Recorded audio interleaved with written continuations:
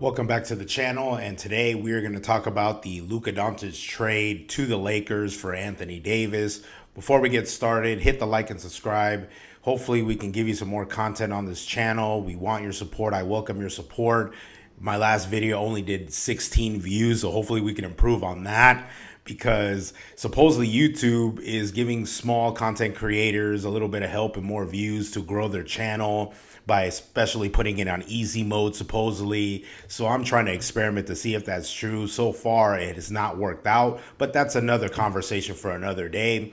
Let's get into what everybody's been talking about. The Lakers acquiring Luka Doncic from the Dallas Mavericks for Anthony Davis, Max Christie, and the 2029 first-round pick in a three-way deal, which included the Utah Jazz, with acquiring 2 picks and Hood Schifino in that deal, and the Lakers also coming back with Maxi Kleber and Markieff Morris. So I'll give you the different aspects of what it does for the Lakers, the Dallas Mavericks, Luka Doncic, LeBron James, and the reason that nobody else is talking about why the Dallas Mavericks might have come to this conclusion in trading Luka Doncic to the Lakers. So first, let's start with the Lakers aspect of this. For the Lakers to be presented this deal, it was reported that the Dallas Mavericks, Nico Harrison, called Rob Pelinka and offered Luka Doncic to the Lakers. So from a Lakers perspective, to be offered a 25-year-old international superstar that is a 5-time All-Star, All-NBA player, which can get you for the next 10 years a relevant player, and for the team to be relevant, I can't imagine why Rob Pelinka wouldn't have said no. He would have said yes. This is a Genie Buzz special.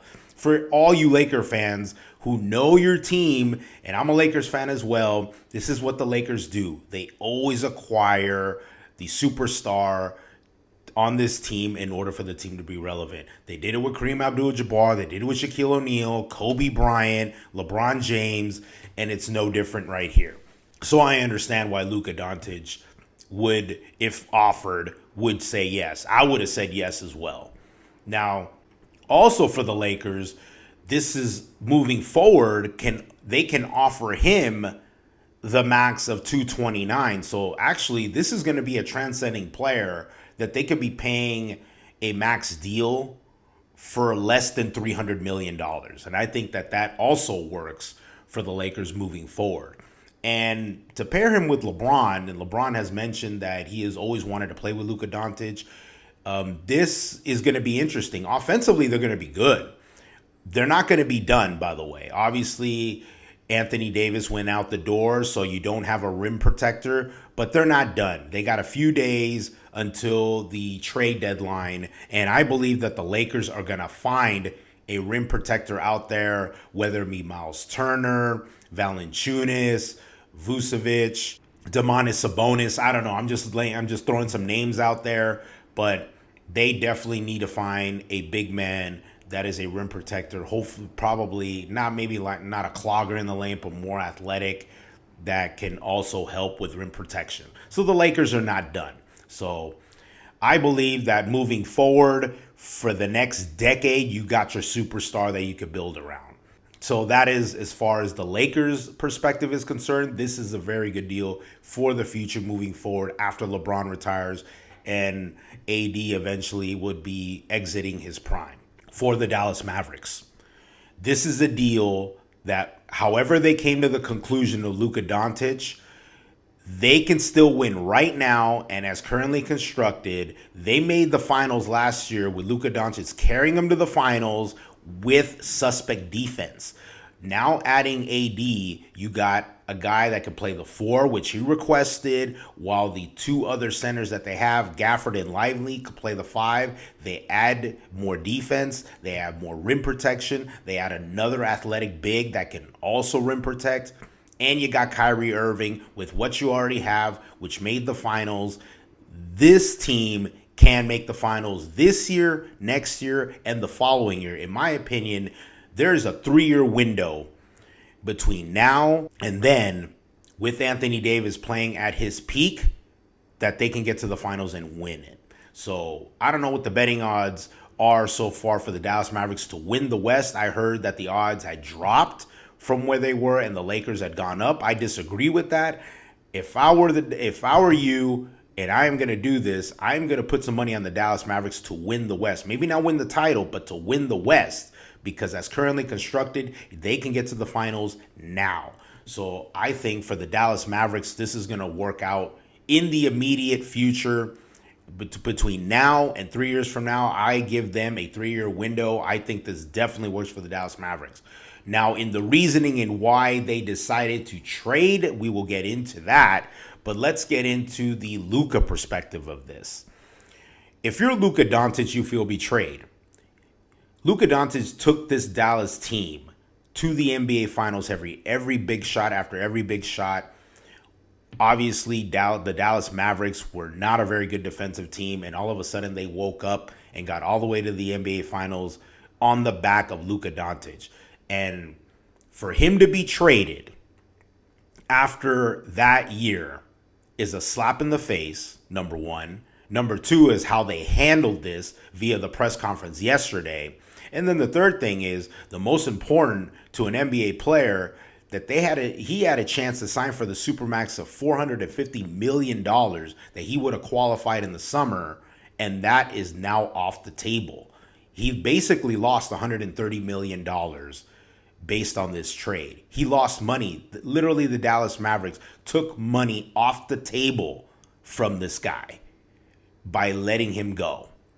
And for the Dallas Mavericks to do that, that was a pretty bold move. But for Luka Doncic, that is an ultimate betrayal by the franchise that supposedly believed in you, that you took to the NBA Finals. And I guarantee you, if he is not playing with a chip on his shoulder for the next 10 years when he goes into Dallas or when he faces the Dallas Mavericks, man, I'll be shocked. He'll probably be motivated to hopefully to get in the best shape of his life, hopefully, because that was one of the issues that has been peddled out there, why they decided to make this move, that, you know, his nutrition or his fitness will not be at an optimum. They can't get this guy to get fit. This guy is 270 pounds.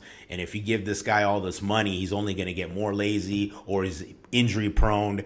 And the investment in him, it will not be worth it.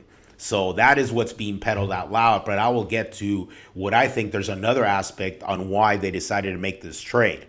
For Anthony Davis, like I said, it's devastating for him. You got a title with the Lakers. You have a chance to win another one and cement more of your legacy. If you can go into Dallas, you're going to be able to play the 4. You won't have the pressure to play the 5.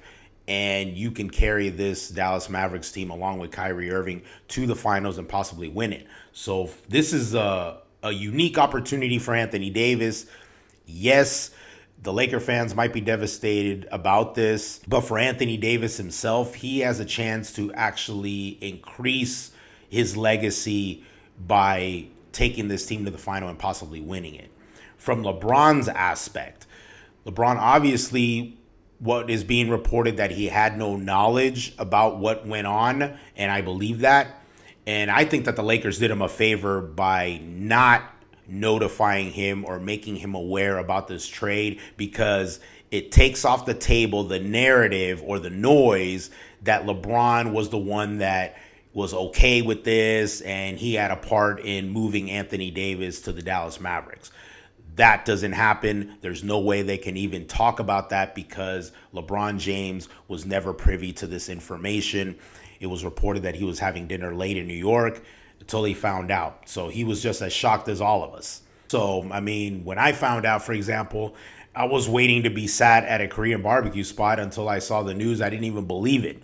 So, I mean, that was just weird to me, but it's actually true. And it's just unbelievable that the Lakers would fall upon a superstar not even yet in his prime, and he's already a 5-time All-Star, a 5-time All-NBA player that took a team to the NBA Finals just the year before, and now you were able to acquire him.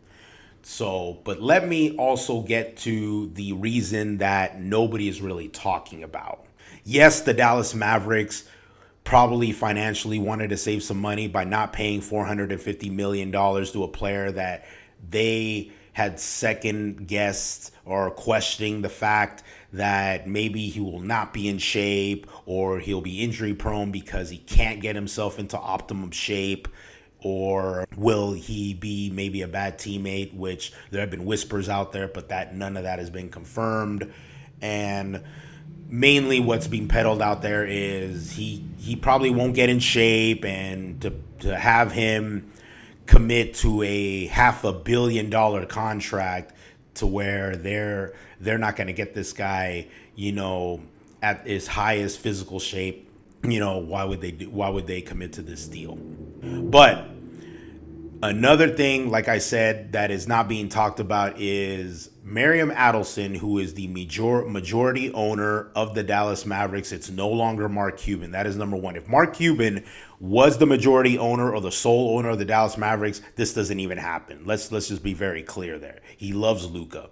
So you just don't give rid of a gem like that, and he would have never done it. But because Marion Adelson is the new majority owner of the Dallas Mavericks, and let me give you a quick brief on who this woman is. Her and her husband, they're owners in the casino industry. They own a lot of casinos, so that's what they're about. They're not really basketball fans. So were they emotionally tied to having a superstar in their organization and pay him $450 million, which I believe the general manager made her aware about that? I'm pretty sure they probably looked at that and looked at, this guy may not be in some optimal shape. And she just said, you know what? Let's deal with this before it's too late. And if we can get, a guy that can give us a chance at the title immediately, let's just go for it now and gamble. And I believe that could be a part of what might have happened here. The second thing is, because they're in the casino industry and they own a couple of casinos, for people that don't know, like in California, Texas is not privy to legalized gambling, meaning you're not allowed to do sports betting in the state of Texas. Their bigger picture is they want to be able to build a casino once they can get Texas to legalize gambling, because they rather put their money in that project and make themselves more of a billionaire that they already have. This is how billionaires think. They're not like you and me. These guys are looking at the bigger picture. So they may not be emotionally tied to some players. They just newly owned the majority stake of the team. So there has been a major project that is peddled out there by these owners that they want to build a casino near the stadium so they are able to maximize their profits. So this is mainly what they're looking at, and they want to legalize gambling in Texas. So why pay close to $500 million for a player if they got another project in mind?